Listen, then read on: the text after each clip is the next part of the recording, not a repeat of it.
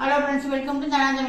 இன்னைக்கு நம்ம சேனலில் என்ன பார்க்க போகிறோம்னா சீப்பி முறுக்கு தான் பார்க்க போகிறோம். எப்படி செய்யறதுன்னு. அதுக்கு 1 கிலோ அரிசி எடுத்து நல்லா கழுவிட்டு காய வச்சு 100 பைத்தம்பருப்பு எடுத்து அதை நல்லா வறுத்துட்டு அந்த கழுவுன அரிசியில் போட்டு அரிசிக்கு வந்து ரெடி பண்ணி வச்சுருக்கேன். இப்போ வாங்க சீப்பி முறுக்கு எப்படி செய்யறதுன்னு வீடியோக்குள்ள போய் பார்த்துடலாம். இந்த மாவெல்லாம் யாருக்கெல்லாம் வேணும்னா முறுக்கு மாவு, சீப்பி முறுக்கு மாவு, இடியப்ப மாவு எல்லா ஜாமானுமே நம்மள்கிட்ட இருக்குது. எல்லா மாவுமே இருக்குது. யாருக்கெல்லாம் வேணும்னு மேலே நம்பருக்கு வாட்ஸ்அப் பண்ணி வாங்கிக்கோங்க. இப்போ வாங்க வீடியோக்குள்ள போயிடலாம். தேங்காய் பாருங்கள், முத்தல் தேங்காய். இந்த மாதிரி முத்தல் தேங்காய் நல்லா பால் உள்ள தேங்காயை எடுத்துக்கணும். இப்போ சீப்பி முறுக்கு இதை போய் திருவிட்டு வந்துடலாம். திருவி பால் எடுத்துக்கலாம். சீப்பி முறுக்கு செய்ய போகிறேன்னு சொல்லியிருந்தேன். அப்போ உங்கள்கிட்ட தேங்காய் உடச்சி காமிச்சல, அது திருவிட்டு வந்து பால் எடுத்துகிட்டு வந்து இப்போ நான் 1 கிலோ இது செஞ்சுட்டேன். இது பாருங்க, 2 தட்டு செஞ்சுருக்கேன். இப்போ மறுபடியும் ஏன்னா நம்ம ஒட்டுக்காக போட்டு செய்ய முடியாது, சேர்த்து போட்டு செய்ய முடியாது. ஏன்னா 2 கிலோவில் மாவு பண்ணணும்னா புளிச்சு போயிடும். அதனால ஒவ்வொரு கிலோவா இல்லைன்னா ஒவ்வொரு படியாக தான் செய்யணும். இதுவே இப்போ நாங்கள் 4 பேர் செஞ்சுட்டு இருக்கோம் பாருங்க. 4 பேர் செஞ்சுட்டு இருக்கிறோம். அதனால இப்போ 1 கிலோ செஞ்சுட்டேன். இப்போ மறுபடியும் 1 கிலோ போட்டிருக்காங்க. அம்மா தான் மாவு கணிச்சு கொடுக்குறாங்க. அது எப்படி பண்ணிடுறாங்க என்னன்னு அவங்க அளவு சொல்லுவாங்க, பார்த்துங்க. 1 கிலோ மாவு இந்த பாருங்க, உப்பு இந்த போட்டிருக்கேன். தண்ணிக்குள்ளே போட்டுக்கிறாங்க.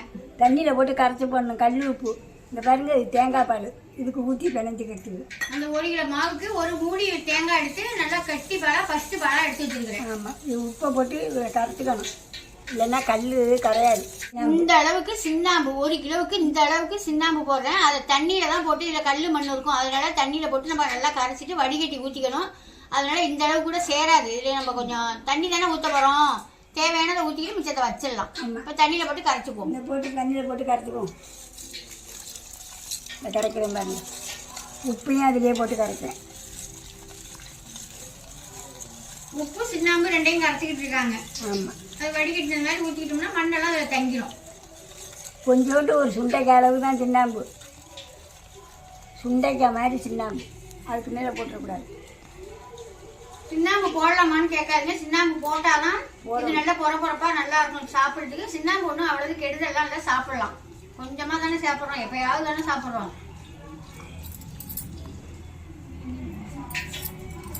கரைச்சாச்சு. இப்போ ஊற்றிக்கிறேன். இந்த சின்ன ஊற்றிக்கிறேன். உப்பு கரைச்சட்டை ஊற்றிக்கிறேன். அவ்வளோதான். இப்போ தேங்காய் பால் ஊற்றிக்கிறேன்.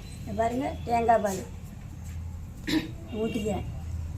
2 ஸ்பூன் எடுக்கிறது ஊற்றியாச்சு. இந்த பட்டர் இந்த ஸ்பூனால 1 ஸ்பூன் போட்டுக்குவோம்.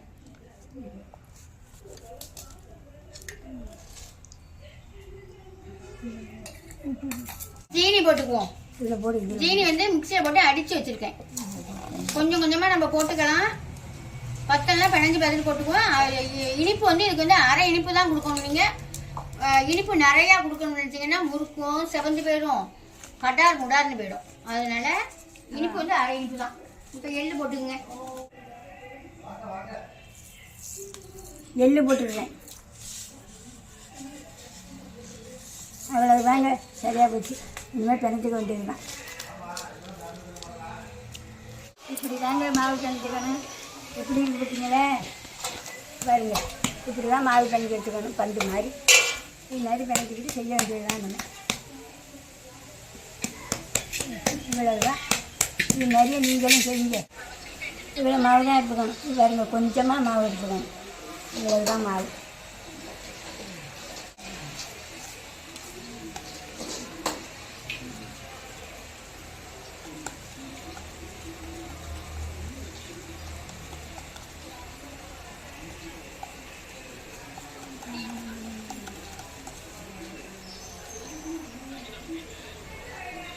அவ்வளவு தாங்க, இவ்வளவு தான். அப்படியே ஒட்டி வச்சிட வேண்டியது தான்.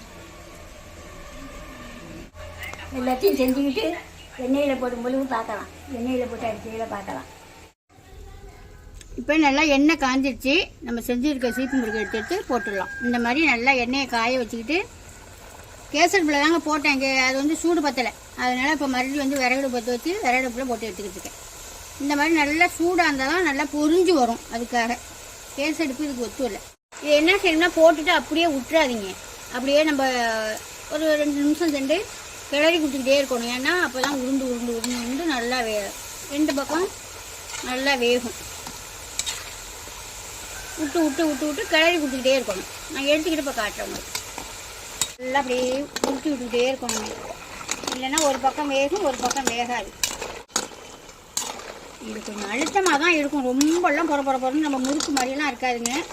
இருந்தாலும் நம்ம பனிக்கையாக மாவரத்தி பனிக்கையாக செஞ்சோம்னா கொஞ்சம் பொறன்னு இருக்கும், அவ்வளோதான். ரொம்பலாம் பொறலாம் இருக்காது. ஓரளவுக்கு அழுத்தமாக தான் இருக்கும். இப்போ எல்லாத்தையும் நம்ம அரிசி எடுத்துடலாம். அந்த பாருங்க, இந்த கலர் வந்தோடனே அரிசி எடுத்துட வேண்டியதான். சீப்பி முறுக்கு எப்படி போட்டிருக்கான்னு பார்த்தீங்கல்ல.